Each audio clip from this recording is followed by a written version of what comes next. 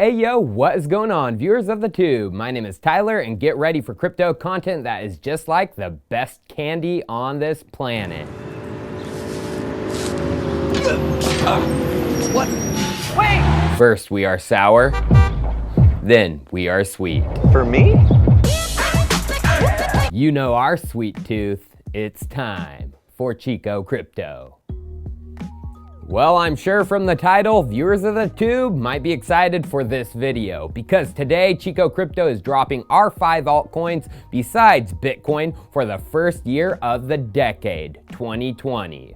From when I first invested in 2013 to the 2017 bubble to today, it has been a learning process. In the beginning, understanding the right investments for me wasn't clear, but I have learned and I have grown. And now I can say I'm zeroing in and clarity is coming in the form of 2020 crypto vision. But remember everyone, this is not financial advice whatsoever. I am not a licensed crypto rating agency, and I provide financial entertainment in the same way that Jim Cramer provides a view of the stock market. A big bodacious booyah, Kramer. Man, that is one time-sized, ranch-sized booyah right back at you. Need a stock, need a stock. Do not listen to Jim or me and consult with your actual financial advisor before making any investment. So let's now dive right into it with my number 5 altcoin pick for 2020. That one is Cosmos Atom. Now Cosmos has been pushing forward on a critical piece of the future of the internet and Web3, interoperability between the variety of blockchains and applications built on each blockchain. It's fundamental that enterprise chains built on Hyperledger can communicate with other chains. The most important, in my opinion right now, Ethereum. Now, the Enterprise Ethereum Mainnet Working Group had a call recently, and let's hear what they had to say about interoperability. We also have another question from Imran Bashir, and it says, it's a question for everyone. It says, what are your thoughts on interoperability between Mainnet and Enterprise Ethereum? What is the main aim of this working group? Is it making public Mainnet suitable for enterprises or enabling interoperability between Enterprise Ethereum and the Mainnet? Oh, yeah. Oh, so there actually is one that I just recently started pushing for. It's this thing from Cosmos called Peggy, and it allows a proof of authority chain to know the state of a proof of work chain. So this would allow sort of EEA chains to be able to use, so either they could say look up ENS names on mainnet, or they could verify the state of certain maker CDPs. Yes, you heard that right. Cosmos Peggy is mentioned. Let's replay that and look at John Wolpert's face when it's said. This thing from Cosmos called Peggy. Yes, his head says. And what is Cosmos Peggy? Well, yes, it is a way for another chain to know the state of the Ethereum mainnet through what Cosmos has termed the Peg Zone. So to understand Cosmos, enterprises and developers will build what they call zones for their applications, which can be a proof of authority, proof of stake, Tendermint, Ethermint, and eventually any consensus protocol they want. In this example, they are all Ethermint. The giant hub is what connects all of these together. Cosmos' soon-to-be released Inter-Blockchain Communication, IBC, will connect these other zones to Peggy and the Peg Zone, and thus to the Ethereum mainnet. Regarding the IBC, it's supposed to be released this year, and we can get an idea of when from this event, the Cosmos Game of Zones. In preparation for the launch of the forthcoming Inter-Blockchain Communication module, we are announcing Cosmos' second ever adversarial testnet challenge, Game of Zones. The Cosmos Game of Zones will officially start in 2020, sometime after the new year. A more exact start date will be announced after our team returns from the 2019 winter holidays. So soon, the IBC module is getting dropped. And speaking of Cosmos and their own built consensus Tendermint, this brings me to my number 4 pick, which was hard to choose between 2 proof-of-stake consensus protocols, but I ended up picking Algorand as my number 4 pick for 2020 over Tezos. And I know I will get some slack for this, but hear me out. Tezos was a majorly hyped, institutionally funded proof-of-stake protocol. The token dropped in late 2017, like the worst time, and had downward selling pressure from early investors for a long time. It dipped from nearly $10 per token at its initial release peak and deflated down to under 40 cents at its low. The entire time, this was large pre-sale investors being shaken out because they got super good deals on the token. But eventually, you shake out those investors and people won't sell. And that came in March of 2019. And since, Tezos has surged and is now over $1.30 per token. A similar thing is happening with Algorand. It is a largely hyped and institutionally funded proof-of-stake protocol. And it got released in July of this year, basically at the 14K peak, like Tezos was released during the 2017 peak. And now, 6 months later, the coin has been trashed, but we look to be at the bottom and no larger institutional dumps are coming. So I mentioned Tendermint leads me into this pick. What does that have to do with Algorand? Well, in November, Visa announced a project called Lucid TEE, a blockchain-based trusted execution environment for the financial industry. Well, digging into the research paper they dropped, you can see here they deployed Lucid TEE initially on two ledgers, Hyperledger and Tendermint.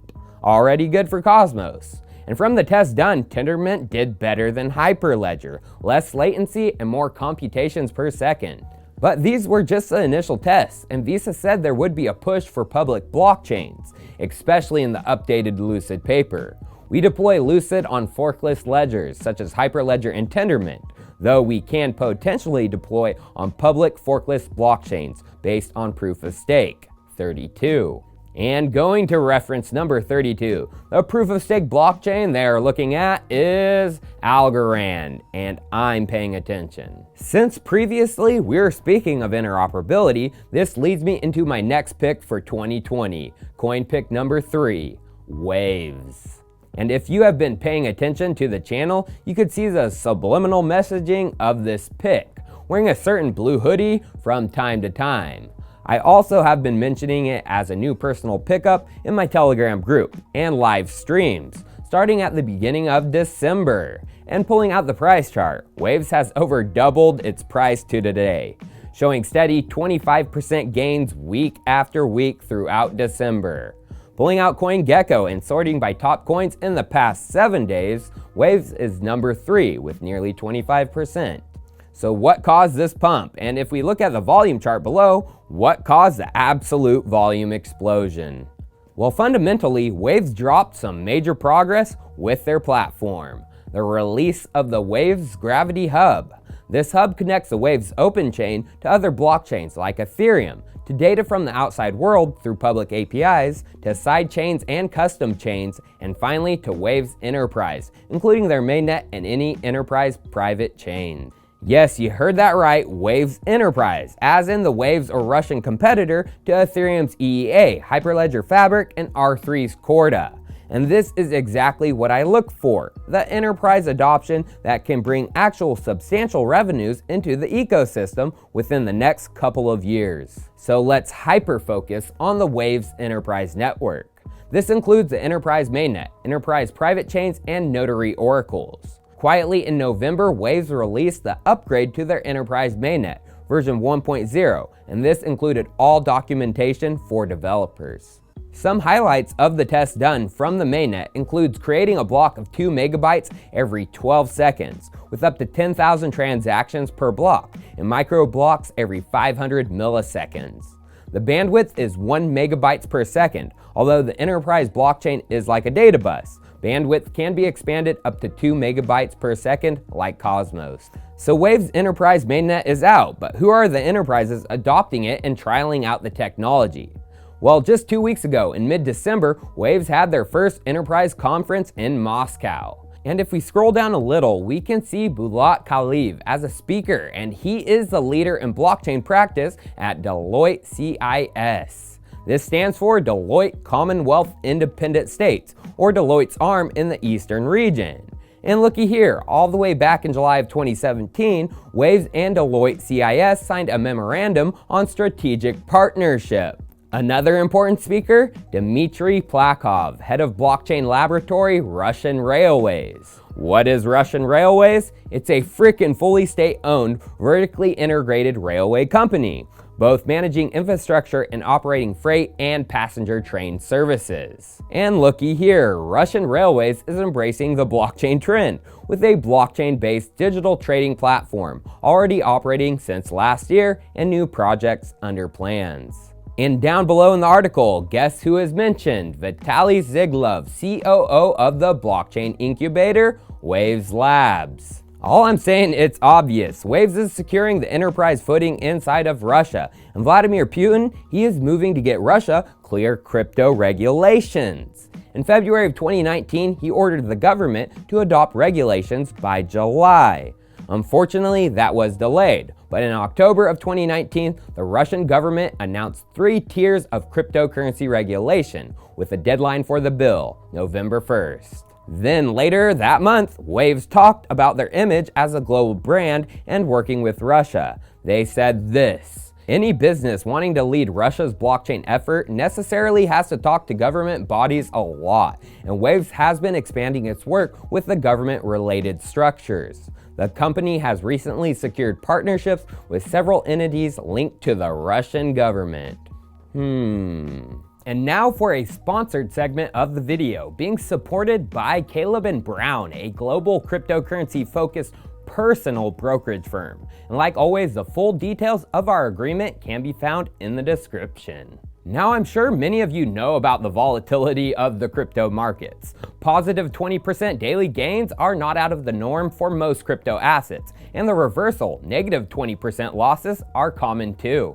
Capitalizing on this volatility, especially with large sums of capital, can be quite difficult with the variety of exchanges, waiting on bank transfers, and differing KYC and AML requirements. Caleb & Brown is the personal brokerage firm who solves all these problems for you and allow you to have instant access to large volumes of the crypto markets at the spot price. No more waiting for bank transfers. No more waiting for ID verification. This is all handled for you by Caleb & Brown, so you can fully capitalize on cryptocurrency's volatility in an instant.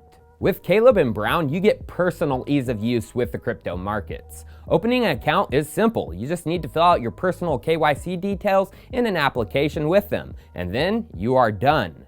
No more KYC needed for any exchanges. They handle it all for you. Once signed up and the application is reviewed, you will then be assigned a personal broker from their team of professionals. Now, there is no obligation or fee to use your personal broker. They are there to help you and are just another tool in your war chest for capitalizing on the crypto markets. No monthly fee, no hourly fee, or fee by the minute to talk to your broker. Speaking to your broker is free of charge, and it happens in a timely manner with no support tickets or waiting lines. Caleb & Brown is always there for you and only make money when trades are executed by taking a small percentage as trading fees. Security and accountability is a main focus of this brokerage. Clients have the knowledge and peace of mind that Caleb & Brown is a professional, regulated, and registered company out of Australia. They guide their clients on the best security options for their crypto assets, from personal storage to outside cold storage options. So what about trading? How does this happen? Well, they focus on the ease of use approach. All trading happens through communication between the client and the broker. Order books, OTC desks, liquidity issues, and settlement is all handled by your broker. You use your broker when you want and how you want, not the other way around. Now to explain how this could work, let's just use an example of Chainlink. Most of us know the volatility Chainlink saw throughout the second half of 2019. And the real pump started in late June when Link got added to the Coinbase app.